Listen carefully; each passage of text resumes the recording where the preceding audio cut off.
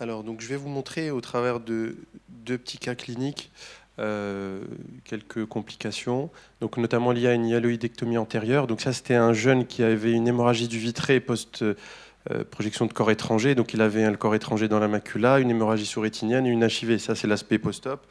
Bon, j'avais décidé, sûrement à tort, de le mettre sous silicone.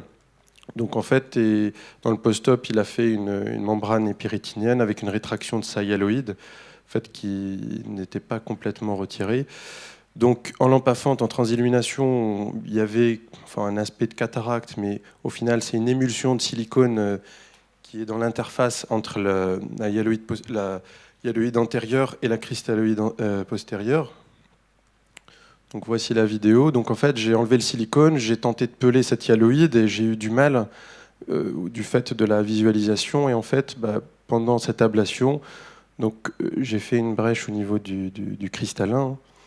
Donc c'était une hyaloïde qui était très adhérente.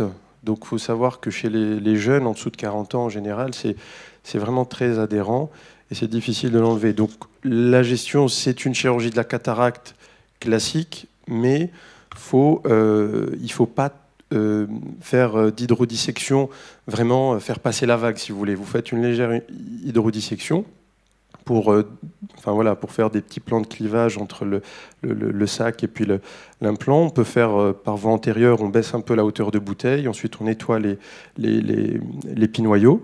Bon, il faut se mettre en 3 voies, en tout cas c'est beaucoup plus simple. Et en fait, la technique d'implantation, donc ça va être un autre patient parce que là, il n'y avait plus d'espace sur l'ordinateur.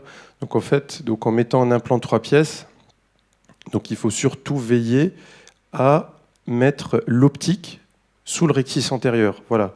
Donc ça permet d'avoir de d'étanchéifier, pas vraiment, mais la chambre antérieure et la chambre postérieure. Donc en post-opératoire, ça donne cet aspect avec l'implant qui, si jamais le patient fait un décollement, on doit le tamponner. On a ça va pas du tout passer en chambre antérieure.